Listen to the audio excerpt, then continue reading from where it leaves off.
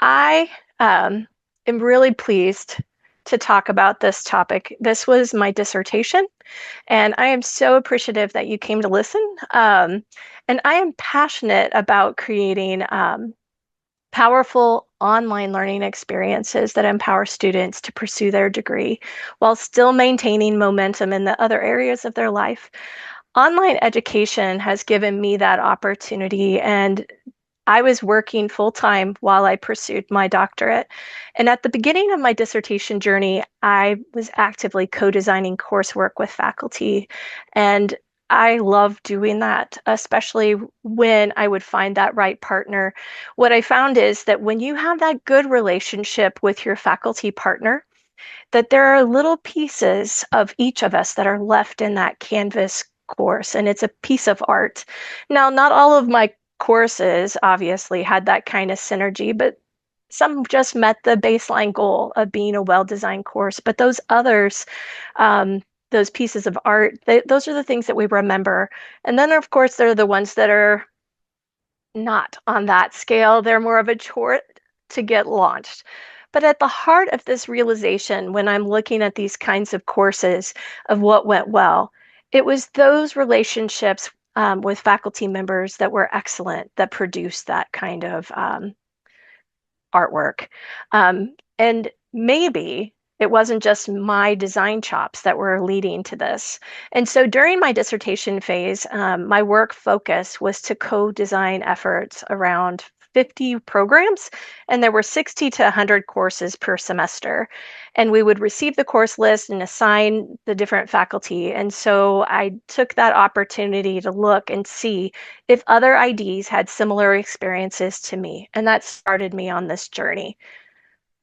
So the process of creating high quality online courses requires the complementary combination of the content expertise of the faculty member with the instructional designer's pedagogical and course design expertise. And I would not be worth my weight in salt as an ID if I didn't give you some sort of learning objective. So we're going to talk about the ID co-design partnership and how to use 4 different research-based strategies in your co-design. So let's talk about what co-design, co-creation is. I define it as a highly facilitated team-based process occurring between a team of an ID or IDs and instructors while collaboratively designing and/or creating instructional experiences. So why do higher education institutions partner IDs with faculty? Well, before AI became all the rage, online education was touted as one of the most impactful developments in teaching and learning. Why is it important? Because it reduces educational costs, increases the student population, and it meets the students' needs and increases revenues, which we hear a lot about today as well. But there's a lot riding on online education. And at the heart of this are our faculty. Without their domain expertise, there would be no one to pass on their knowledge. Faculty are trained in their discipline, but not necessarily in pedagogy. Faculty face a lot of competing demands that limit their availability to do it all. IDs are the experts in pedagogy, course design, and how to use technology, and we are the perfect partner to help faculty create quality online courses. So this is why it's important. Online course quality and student success is linked to the ID faculty co-design. There you go. If you're trying to let your leadership know what kind of quality you are bringing. Higher quality relationships lead to more effective collaborations. And the more collaborative that ID faculty relationship is, the better the course quality. But limited resources and research has been committed to this. So let's talk about framing the relationship and get some context. I mean, we've been around for a while. We know about relationships. Cambridge defines it as the way in which 2 or more people feel and behave toward each other. But sometimes when we're talking in higher education, it's not necessarily seen that it is a 2-part endeavor, right? But it takes 2. A quality relationship comes as a combined result of each partner's contribution to ongoing interactions over time. And an instructional designer's role is to negotiate this relationship with our faculty member. And so we need to keep in mind that we can do all that we can do, but it does take two. So, rapport is the perceived relationship quality, and it consists of three parts. There's the mutual attentiveness, that highly responsive focus and interest in one's partner, the positivity, the friendly care about your partner, and coordination, that smooth behavioral synchronization with your partner. But as lovely as this is, why is this so hard? I don't know. Maybe I'm the only one who has this struggle. So let's talk about what the barriers are. Let me go ahead and I will get this going.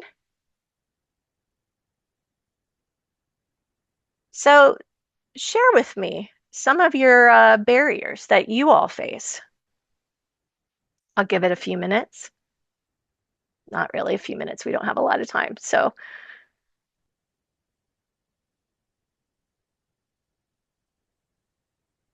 got 15.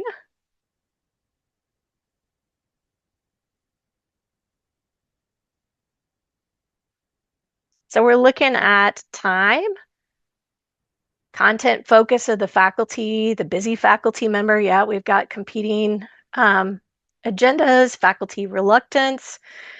Sometimes faculty don't think of IDs as colleagues, but as technical support. Yeah, yeah.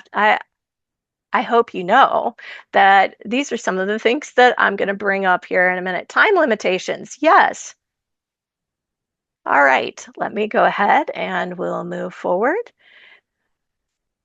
All right. You kind of hit at this. Barrier one. What the heck is an ID? The first barrier is that most faculty do not even know what we are and let alone what we do. Why? Because most faculty have not had the opportunity to even work with an instructional designer. Only 25% of faculty have worked with an instructional designer when designing their coursework. That translates into 75% have not even had the lovely experience of working with you all. And that can hamper their desire to share control. They've been doing this, right? And that can lead faculty to treat IDs as tech support or worse yet, as spies for the university administration. So then we talk about barrier two, and that's interpersonal conflict. And that's going to come up with any relationship, right? And that can come from limited communication, power struggles, unclear roles and expectations, feeling devalued. And also, the partners may have different views on how fast things need to be completed. For example, faculty face competing pressures, increased workloads, and may be time poor, while the IDs know how long things actually take to create well designed materials. Not that they aren't also facing a lot of pressures these days, right? Barrier three, there there might be some lack of experience on the ID part, right? This is a heavy lift to build a relationship with a perfect stranger, and especially over something that is their baby, right? And so this is a learning curve, and there might be some judgmental attitude or sense that they know better than the faculty. Not that that's everybody, but that's going to happen anywhere, right? And maybe the experience piece. It's difficult to have these conversations and get things to move forward. So let's talk about some strategies. And this comes from my dissertation, and I don't have time to talk about the 200 pages that went into that. But the first strategy is communicating regularly, right? So having those regular ongoing meetings and working together, and that means actually working together. There's that parallel play, and I will use some of that language because I come from early intervention and I apologize for that. But there is this parallel play that goes on, right? But sometimes you have to work together and create the stuff, right? And then having a lot of different ways that you work together. So maybe you have a virtual meeting, maybe you have shared notes or workspaces. Sometimes I throw these things in Canvas or whatever your learning management system is. Sometimes old school emails, right? And then having those synchronous types of interactions as well as asynchronous. That's really helpful, having a couple of different ways that you can do that. So how can you work toward your communication plan? So, how often are you going to meet? That's a conversation to have with your partner, right? And then how will you work together? So, talking about what is their preferred way? Do they like synchronous, asynchronous? And maybe you can come up with a strategy that both of you can be happy with. So, strategy two is to share the work and divvy up that workload, right? And create shared expectations of who will do what and leverage each person's expertise and partner in the design and development. And that's where really bringing your whole self in and then letting that other person shine when they have their expertise in a certain area and you do your part. This is where that magic happens. So, how can you divvy that up? Just having that conversation. Who's going to do what? When is it due? Does everybody agree? And our third strategy is connection. And this is one of my favorite things. I don't know, talk about the Gallup poll strengths, and connection is my number three. But it's the value of the human on the other end. Get to know your partner, share some information about yourself. Nothing too confidential, but I mean, you could talk about that. Maybe you like to go fishing or you like to weave baskets or whatever. Share some of that information and be authentic. And don't forget to have some fun. Sometimes just having that little bit of conversation at the beginning can be really super helpful to let them know who you are and what kind of fun you can bring to the table. And you, as the ID, can also have a connection plan. Um, how does your partner bring value to this conversation, right? Tell them. Tell them what it is that you see that they are bringing that is extra specially good. Um, and then what are some questions that can help you learn more about your partner? So maybe you ask, what's your favorite book? Did you go to the movies? Do you have a favorite movie? What is something appropriate that you can share about yourself? Again, remembering appropriate. And how can you bring your fun into the meetings? I like to have just some like kind of joking conversations. It's okay to have a little bit of that at the beginning. There's so much going on in the world today that it's okay to have a few minutes of just enjoying being with the other person. The final strategy is adaptability. And so this is where you read the room and you adjust to your partner. And that means that every partnership is going to be a little different because you got different people in the room, right? And get a feel for your partner's needs and adapt to your partner. Shout out to Bawa and Watson if you haven't read their article about the chameleon characteristics of IDs. I highly recommend it. And so you can also come up with an adaptation plan. What challenges has your partner been struggling with? And how did your partner react during your interactions? Because sometimes little things that we say may have a broader impact than what we intend. Um, and it may not have anything at all to do with you. It just might be something that they have dealt with in the past. So that helps to readjust and be able to come back to that later.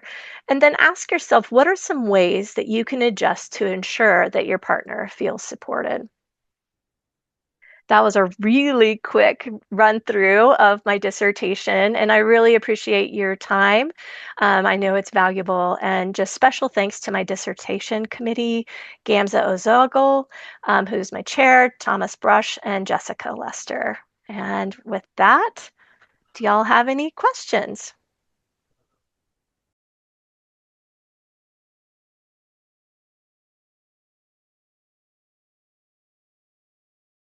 Thank you so much for that introduction. Sonia and I are so glad and so excited to be here today. We are going to share with you our experience building an internal faculty development site for the College of Public Health.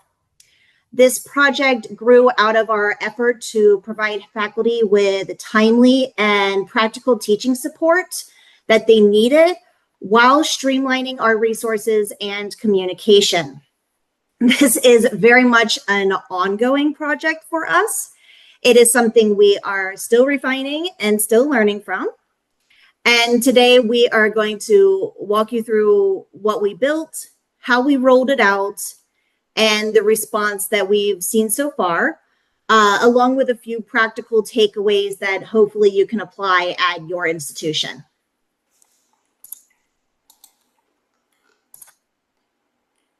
So just to give you a little context, we are part of a team of learning designers embedded within the College of Public Health at the University of South Florida.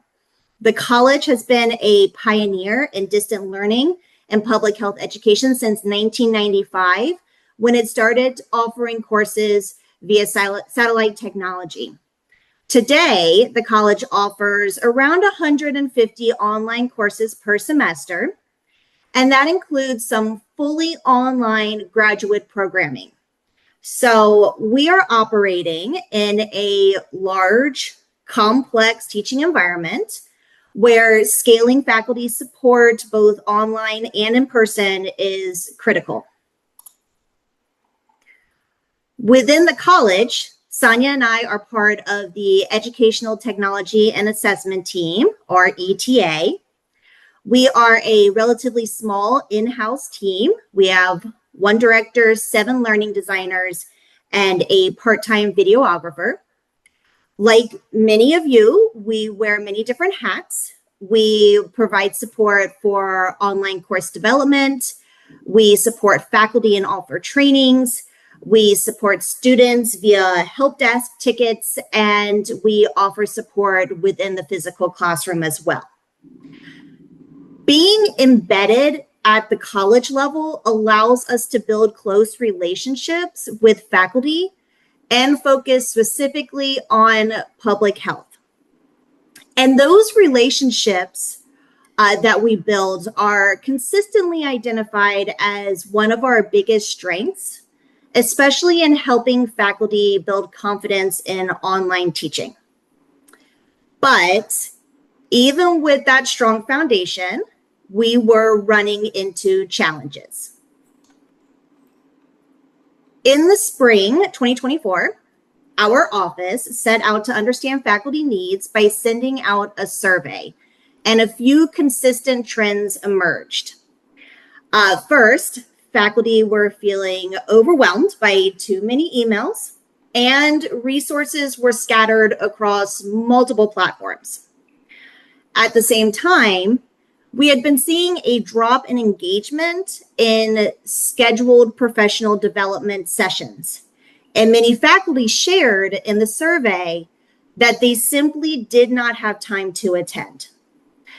Instead, they expressed a need for practical, on-demand resources that they could access as needed. The survey also confirmed, and it's funny because Carrie mentioned this, that many faculty members primarily interacted with our office, ETA, as tech support or Canvas administrators, rather than partners in pedagogy and course design.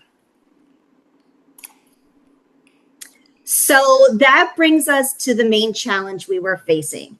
How do we make pedagogical support visible, practical, and collaborative for busy faculty? And Sonia is going to share with you our solution to this challenge. Thanks, Haley. So the solution we created was ETA Faculty Central. This is a centralized SharePoint site and team for faculty support. The goal was to move away from scattered resources and email communication by creating one searchable place where faculty could find information when they needed it. The site connects pedagogy and educational technology within the context of public health. We publish articles twice a week, sometimes with faculty contribution, and announce them on the team. These articles are written by learning designers and based on faculty questions, reoccurring needs, new tools, or teaching challenges we're seeing across the college. The content is organized into 5 topic areas informed by the faculty survey results: artificial intelligence, assessment, classrooms, innovative strategies, and online course development. Here you can see some examples of the articles we've posted. We aim for articles that are easy to understand, engaging, short enough to read in just a few minutes, and clearly tied to public health education. An article might include a tool demo, a step-by-step guide, a teaching strategy, a course example, or a response to a common faculty question. Depending on the topic, we may also include short videos, resource links, or next steps. The goal is to give faculty something practical that they can use, revisit later, or share with a colleague when the topic fits their course or teaching need. As Haley mentioned, this project began in response to feedback from our spring 2024 faculty survey. By fall of that year, we had the go-ahead to explore options, so we looked at possible platforms and built an initial prototype. The next January, we presented our ideas to leadership, gained buy-in, and partnered with IT to move forward. That spring, we built the foundation. That included the site structure, initial content, and internal systems to manage the work. In April, we shifted into content production, onboarded the rest of our team, and created a consistent publishing process. Last summer, we piloted the site with a small group of faculty, which allowed us to gather feedback and make some small adjustments. And in August of last year, we rolled the site out to all College of Public Health faculty. Now we're in an ongoing phase of growth, maintenance, and refinement. It was important for us to build the workflow that our team could sustain. Before the pilot, we spent about 2 months developing the systems behind those resources. So we assigned page moderators and clarified responsibilities, made sure team members understood how they would contribute. And then we also created the content management structure behind the site. We're a Microsoft school, so we utilized the Microsoft tools we had access to. For example, Forms helped us to collect article pitches. We used lists to track assignments and progress, and a shared calendar helped us manage publishing dates. Finally, we built a review and publishing process using shared procedures, quality checklists, and Power Automate.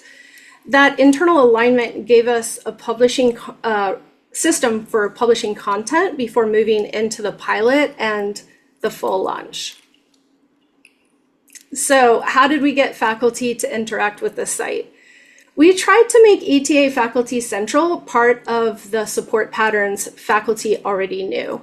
So we embedded it into existing workflows, like moving detailed rollover guidance from long emails to the site, and then using email to point faculty to the SharePoint. We also tied content to timely faculty needs, such as accessibility, grading, academic integrity tools, or common questions we were hearing. When faculty reached out, we answered directly, but also redirected them to the relevant resource so they could return to it later. We're keeping the site content fresh with a broad range of articles because our faculty needs are quite varied. And then we connect it to professional development by promoting trainings, shared recaps, and resources. We invite faculty contributions, and then we recognize those contributions through their department heads. Now Haley will share some results we're seeing. Okay, thanks, Sonia. So at this stage, we are starting to see some early wins that address the challenges from the survey. For example, we now have centralized access to resources. We are also seeing stronger collaboration between faculty and ETA, and increased visibility for our learning designers as pedagogical experts. Additionally, we have been seeing some exciting opportunities internally for our team. It's created opportunities for peer review, for exploring new tools, and has even sparked ideas for conference presentations and research. And as a team, we've developed a better understanding of each other's projects interests, and areas of expertise. So on the next few slides, we will share some examples of the positive changes ETA Faculty Central has brought about. This first example highlights the kind of collaboration we have seen grow out of ETA Faculty Central. Like many of you, our team has been receiving a lot of questions and concerns from faculty around AI and assessments. So in response, we published an ETA Faculty Central article on strategies for designing assessments in the age of AI. After reading that article, one of our instructors who had shared concerns that students may have been using AI to complete an essay partnered with ETA to redesign the assessment using strategies from that article. Together, we worked with the instructor to revise the rubric to better align with the course learning objectives. We clarified expectations around AI use for students who were taking that course. And we provided writing support to the students by embedding it directly into the Canvas assignment page. The instructor later reported stronger student papers and also shared the redesigned assessment with their colleagues. The work was also featured in a follow-up ETA Faculty Central article highlighting how different faculty members at our college were responding to AI in their courses. So this example shows how ETA Faculty Central can move beyond simply sharing information and can create opportunities for ongoing collaboration and meaningful changes in teaching practice. Our second example focuses on a reusable faculty resource on credit hour clarity. So while the first example grew out of faculty interest and collaboration, this one started with a request from leadership. Leadership asked ETA to develop guidance around credit hour expectations and course workload with the goal of improving consistency across courses. In response, ETA partnered with leadership and other academic stakeholders to research and develop a resource grounded in pedagogical best practices, but also state and institutional expectations. The result was a more consistent understanding of credit hours across faculty and better alignment between workload and learning expectations. The resource is also now being used as an ongoing support when faculty have questions related to credit hours and course design. So for us, this example highlights how centralizing clear research-based guidance all in one place can support more consistent and high-quality course design. So at this point, faculty has had access to the site for 2 semesters, fall and spring. On the site, there is currently 119 articles with contributions from 10 different faculty members and a total of 109 unique site visitors.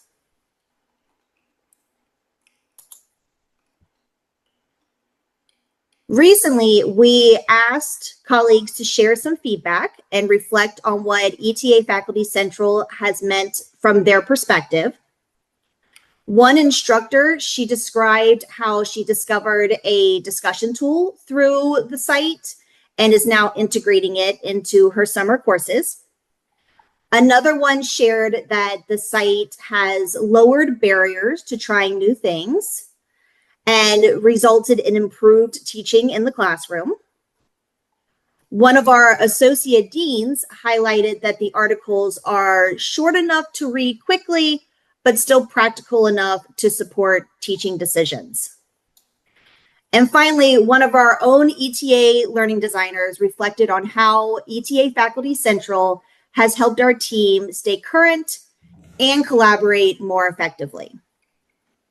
However, along with these early wins, there are a few challenges and lessons learned, which Sonia will talk through next.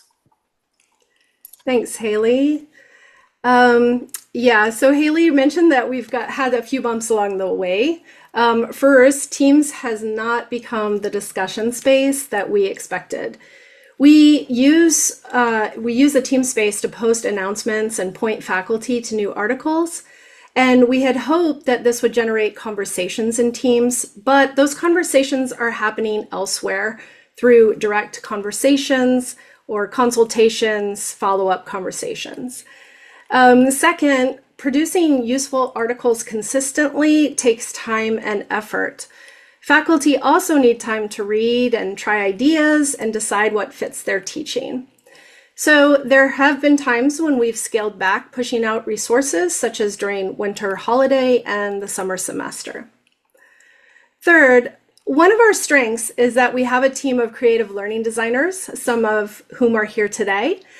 And we bring strong problem-solving skills, teaching experience, and different areas of learning design expertise. This project gave us a way to bring those strengths together, but it also required us to work differently. Most of our work is independent, with each designer supporting assigned faculty and courses. And this site moved us into a shared faculty-facing publishing space. That meant we had to share expectations around review, feedback, voice, and awareness of what others had written, so we could confidently point faculty to the right resources. Finally, where we're at with this project, we still need broader feedback on impact. We have encouraging examples, quotes, and site activity data, but we want a fuller picture of how faculty are using the resources and whether the site is influencing teaching decisions more broadly. Our next step is a faculty survey to gather feedback on use, value, and teaching impact. So for anyone trying to launch a new faculty resource site, we would suggest starting with the needs and not the tool. For us, that included faculty needs, but also our own needs as a support team. Faculty, in our case, needed searchable and timely resources, and we needed a flexible space to share guidance quickly. And so for us, we ended up landing on SharePoint. And second, since our faculty were not already using SharePoint regularly, we had to connect the site to familiar workflows, answering questions, sharing rollover guidance, promoting trainings, and pointing faculty back to relevant articles. We also learned that the systems behind the site matter.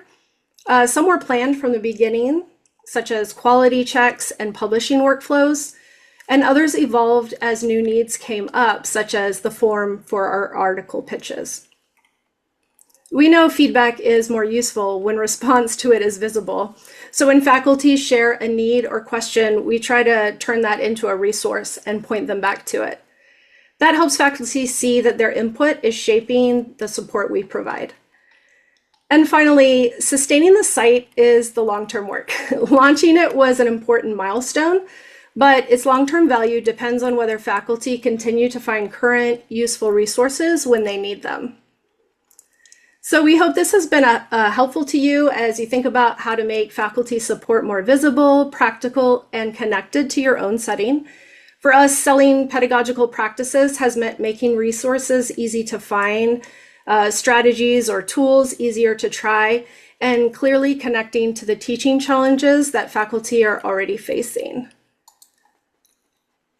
Thanks so much for letting us share our work today. We've included our contact information here if anybody has questions they can think of later.